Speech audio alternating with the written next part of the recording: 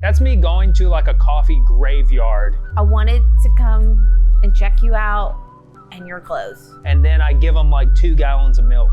And I'm like, listen, this is $6 of milk. And I want you to steam all of it. I do not like stupid drink names. I don't even know what that means. You know what I mean? Like medium roast. I had no idea talking about pet peeves would get your blood pressure, so. Hey everybody, I'm here with Lance. I'm Chelsea. This is the Coffee Snob podcast where we talk about coffee and life and everything in between.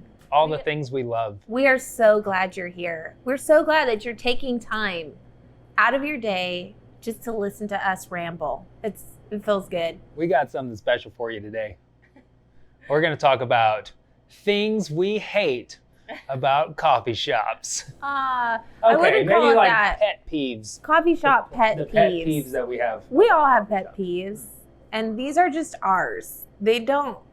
Everybody doesn't agree on, Yeah, I guess so. some of these might be unpopular opinions. Yeah. But we thought we'd talk about it. We thought you could relate. Me coming in as like a 20-year barista. Not quite. Well, quite. yeah, about 20 Almost. years now. Okay, we're getting close. Almost a 20-year barista. Gotta keep them honest. Okay, keep going. I would say these are the things that when I go into a coffee shop that just really irk me. Or I'm like, dang it, they got it wrong. Oh, they could have done this. Well, it usually happens when we've like scoured Yelp for like a coffee shop nearby, and we're like, oh, this one, they have avocado toast, so it's probably gonna be pretty good. Or I'm Okay, like, and then we get there. That looks like really good latte art, Yeah, and it doesn't look like just like a stock photo image. but it was a stock photo image. Womp, womp, womp. Sometimes. Or like the name. A lot of times you can really tell by the name. If it's like super nerdy, like Neo Chemist Coffee, or something like that, then I'm like, yeah, like I'm in. Like I want a scientist to make my coffee today, Yeah. I don't know. I really think I went by that one time and it was like amazing.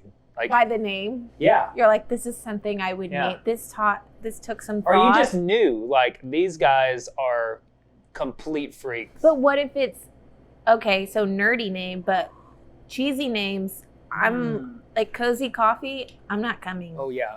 See, that's another thing is like, okay, like, and I know you guys are out there and you got, your shops, but like, if it's like Holy Grounds or if it's Hebrews or anything like that, I mean, I'll be honest with you, I love you guys, like you got my love, but I'm out. Like I'm not doing the coffee because I don't know. Maybe. Maybe. I mean, Maybe. it might be really good. We'll try it. Yeah. We'll try it. I just know like, a lot of times like coffee shops can be really cute or they can be like kind of Christian-y, kind of like my coffee shop's a Christian. But then when you go there, it's like this barista's kind of rude to me or, it's like, okay, like if you got a Christian coffee shop, that's cool. Like live it, be Jesus. Like that's my challenge to you, and like be excellent in what you do because I think that's part of it. That's part of being in the kingdom is being good. Yeah. Well, let's talk about our pet peeves. So when you go into a coffee shop, what's something that bothers you right off the bat? Right off the bat, I walk in the door and I see glass jars full of coffee beans everywhere. I mean, they got every coffee in the whole universe. They got 20 pounds of each coffee roasted in the whole universe, and they're all in glass jars. That's like... That don't feel. That's me going to like a coffee graveyard and seeing coffee bodies everywhere. I'm like, no, what'd they do to these The tragedy. precious coffee? It's a tragedy. I'm just like, no, this Ethiopian was so precious and you killed it. You killed it. You did it. That's how I'm like with the glass jars. Okay, so one, you people who have glass jars, I understand that it's like a marketing tactic that like people see it and people who don't know coffee they look at it and they say, oh my gosh, the options. Look at this. These people have this beautiful, setup. Yeah, I would say coffee beans are not a design aesthetic. Yeah. For one, those glass jars, they're probably not airtight. So oxygen is going to make your coffee go stale really, really fast because there's oxygen inside of the jar. And then every time that customer takes the lid off and puts it back on, it just flushes more oxygen over those coffee beans. I'd give them 3 days in those jars before they're just toast. Stale. They're stale. Like the coffee's ruined at that point. And then your second enemy of coffee is going to be light. So unless those jars block out light, then the light is damaging that coffee constantly and making it stale again. And then another thing is you also want moisture and temperature to be out of it. So like never store your coffee in say the refrigerator or the freezer because moisture is going to build up in the bag for one. And then two, those extreme temperatures, hot or cold, just aren't really good for it, especially heat. Change the flavor, correct? Yeah. So never keep your beans like on top of your espresso machine or anything like that because the heat from the machine will actually make them go stale too. So that's really sad to me when I see places like that. Even like, we go to like Central Market and stuff and like, yeah, they might have like Ethiopia Sidamo natural process, but it's been in there for a month and exposed to the light and oxygen. I'm just like, oh, this coffee probably was so good. Yeah. We've touched on this on other podcasts, but one of my big pet peeves is when coffee shops change their hours. And I'm like, I wanted to come and check you out and you're closed. Mm-hmm. And I mean, Google can't even keep up with you. Because you change them so much. Yeah. And you're just like, it says they're open. I don't like that. I also, that's with every business.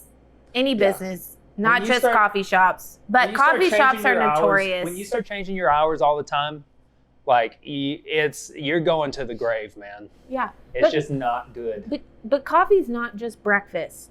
It's just not.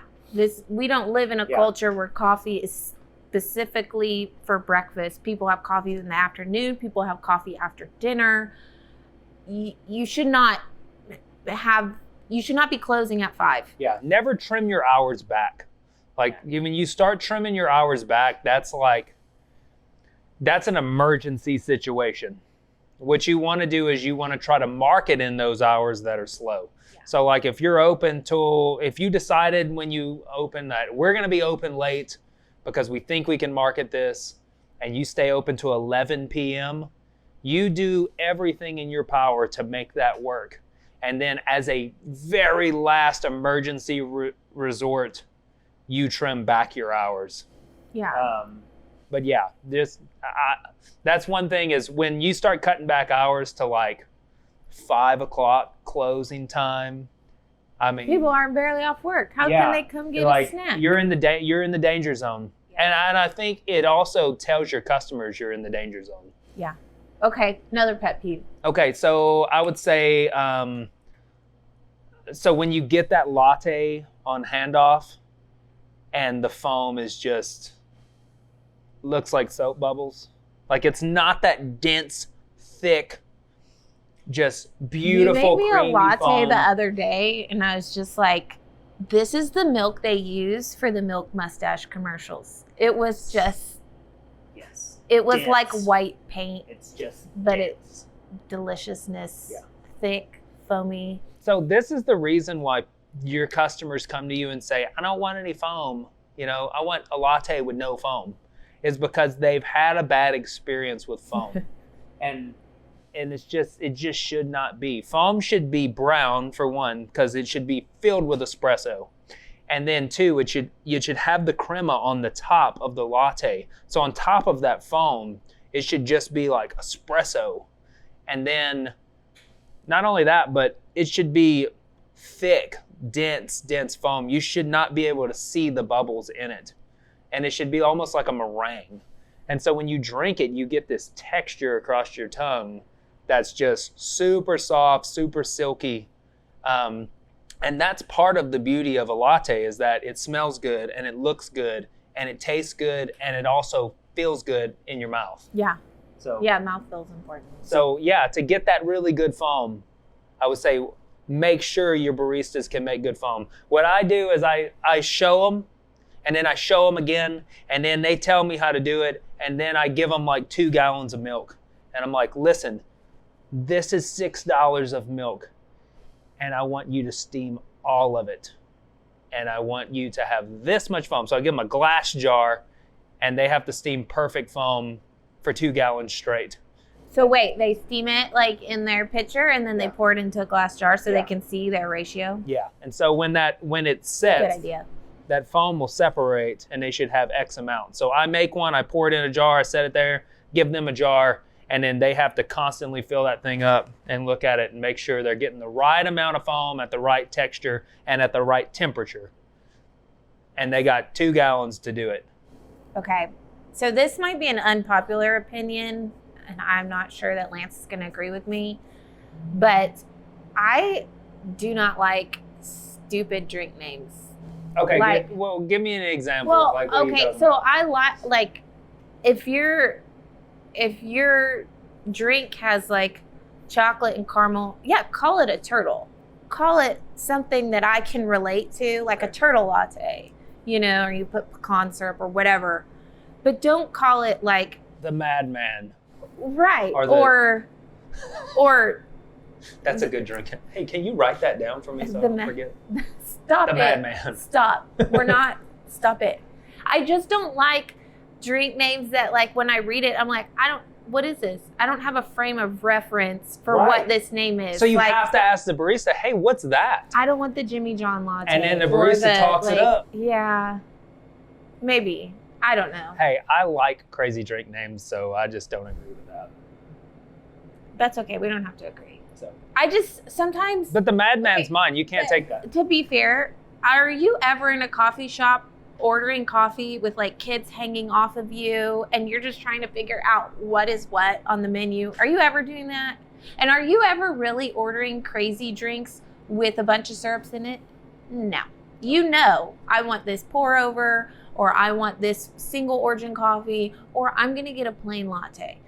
So number 1 on the list when I go into a coffee shop, if they have like a limited, rare, amazing coffee, that's what I'm going for. First, I don't care what it costs. So you don't ever have to sift through the menu of $16 for that cup of coffee. That's the one I want. The next option is the latte, the small latte. Like, I want a small latte. I want a lot of espresso in it with a little bit of milk. Like, give it to me straight. Yeah. That would be the next. And then the next one is, I don't trust anything that you're doing. Give me the toasted marshmallow mocha. Yeah. That's when I go big time. I need a lot of then I'm sugar, like, give me the Madman. Because your espresso is probably not going to be good. Yeah. Yeah. So. Well, we can just agree to disagree. I just don't want to sift through all the names and all the ingredients, and when they have like 20 different drinks. Okay, another pet peeve. Okay, I would say that we talked about changing hours. Well, why would you order a super sugary drink? Because their coffee's going to be bitter? Well, because I know their coffee is going to just be bad. I don't know, I just feel like you can tell. So like the big boys, and what I mean by the big boys is like the people who are serious about coffee, like they talk about what the coffee is. They let the coffee shine. Yeah. They don't give you all the other stuff. And really, like, that's even why if you come here, like, you don't see a whole lot of different syrups on the menu, because we're not a syrup shop, we're a coffee shop. Right. But you will see a few different pour overs, for you to choose from. So when I see stuff like that, I'm like, okay, like these people are serious about coffee. I see that, they have this whatever origin coffee available. So I'll go with that. If they don't have any of that, if it's just like medium roast, or like, something like that, I'm just like, I don't even know what that means. You know what I mean? Like medium roast at say like a Starbucks or something. You're yelling. Sorry. You're yelling. Medium roast at a Starbucks or something is like super, super dark. And then medium roast here is like, they would call it like not roasted. You know what I mean? So it's like, I don't even know what that means. I had no idea talking about pet peeves would get your blood pressure, so I'm just kidding. That's why I started this. Not yelling, that's why I started passionate. this off with things that I hate. Stop saying I don't like the word hate. I don't like that word. I don't. So yeah, so I would say the number one thing. This is the number one thing that would just have me walking out of a coffee shop, doubting everything about why Wait, I walked. Are we finishing with this? Are you sure you want to? No. We can keep going.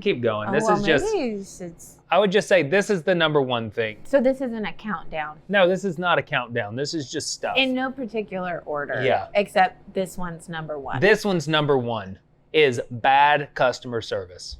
Well, yeah. Just straight up. I mean, I know it's duh, but it's still like, I think as like a shop owner, you don't overlook that. Like that's number one. In fact, like I've had new employees like ask me like, hey, just so I can know, like, what's something that like I can just get fired for? And I was like, well, I don't really. Oh, well. I try not to just like fire people, but then I thought, oh, like I know, mess with my customers. Yeah. Like be rude. Like I will fire you for that. Like that's something that I would fire somebody for, is being just straight rude to somebody. Like I can't do it. And when I walk into a coffee shop, that's what I expect. I think it's because I own coffee shops and I hold myself to a certain standard. And then when that barista is like rude for no reason, I'm just like, like, yeah. I came in here not just to get a cup of coffee. I came in here to talk to you. Yeah. And now you're rude to me. I do feel like probably we've had more good experiences, even in big chains, even across the board, with baristas and good customer service than bad. But when it happens, it's bad. Yeah. Yeah. Well, so another pet peeve for me is coffee shop owners who don't like coffee. Ooh. It happens. One time I went to a coffee shop and the owner was there and somebody said, oh, that's the owner. Because I had said that this girl, she made me a latte and it was in a small town. And she made me this latte and it was excellent. It was perfect. And I said, this barista over here, I told the owner, I said, the latte she made me was perfect. And she said, really? And I said, yeah, I own a coffee shop and I would hire her. Like she did such a good job.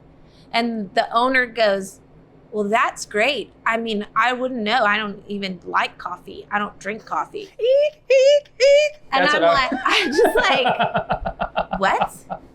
How do you know your people are doing a good job if you're not tasting the coffee? Yeah. Like, don't be it's like, that might be my number one. But it's like so cringy. But I went another time. I was going through that town and I did not get a good latte. It was awful. Yeah. And it wasn't that same girl, you know? And so what you had there was somebody who wanted to be excellent in their craft and worked at it, but she couldn't even get the praise that she deserved and the recognition and the acknowledgement because her boss doesn't even like coffee. Yeah. So her boss doesn't appreciate the difference between her and this other barista. Yeah. You know? So why be good at what you do? Why be good? Yeah. So, yeah. If you own a coffee shop, like, drink coffee. Make yourself like it. Make yourself like Drink it. the coffee. It will grow on you. Drink it. Just try it. Drink it. So, yeah, I would say that's a big deal. You know, I've talked to lots of people in coffee shops, mostly baristas who didn't like coffee, but that's one reason why I give my employees drinks. And I'm not just like unlimited. Like they get one drink a shift. that they don't have to pay for. They get it for free. And I tell them, like, listen, the point of this isn't for you to make the same drink every single day. Special drink. Yeah. Like, this is for you to make new stuff, to try that drink that you never tried. Like, I should never hear from your mouth, I don't know, I never tried it. Because I've been giving you drinks for like 90 days now. Well, and customers say, well, what's your favorite thing? What do you like? Or what does this drink taste like? And I don't want you to say, oh, I don't know, I've never had it, you know? So, but if you're a barista and you don't love coffee, let it grow on you. If you can't drink that much caffeine, get decaf. Appreciate the coffee if you're going to work at a coffee shop. Yeah. Because you can't sell coffee if you don't even like it. Why would I buy something from you that you don't even like? Sorry, I'm done. No, you're good. Easy. I'm fine. Now you're all worked up. I know. It's just so upsetting. But yeah, I would even say like the black coffee. So this could be like kind of another pet peeve of mine, but then also goes into why you might not like coffee, and that's bitter coffee. Like when I get I got a cup of coffee the other day. I was down in almost to Austin, and it was the morning time. I was like, I gotta find a coffee shop because don't say names. Can't don't do it. I'm not gonna tell you names, but I got a cup of coffee and it was really bitter, and I was like, gosh, this is over extracted. Good and I just Lord, paid people. $5. Yeah, well, I paid like $4 for it. $4 for a 16-ounce coffee, and I was like, man, like. I wanted to go back there and adjust their proportion for them, but I just couldn't because I didn't work there. They probably would have took big offense to that. But I'm just like, man, like no, if you don't know how to like extract coffee well, like find somebody to teach you, like get the training to do it. Like a bitter cup of coffee is just like a big disappointment. Because coffee doesn't have to be bitter. I just think like, you know, and if it is bitterness that you don't like in the coffee, like get a little cream and sugar in it. Like start yourself out where you can like a cup of coffee, and then slowly take that away until you can appreciate what's in the cup just as black coffee. But then it's really important for you as an owner, or you even as a barista, to come to that cup of coffee and say, what's wrong with this cup of coffee? Why don't I like this? Yeah. And then be able to eliminate that thing in the coffee because it's doable. Adjust. Yeah. So there's different things that you can adjust to make the coffee taste different. So yeah, if it's bitter, here's a big one, okay? And I'll just hit bitterness. If it's bitter, say, wait, is this espresso or brewed? This is anything, but I'm going to say brewed coffee.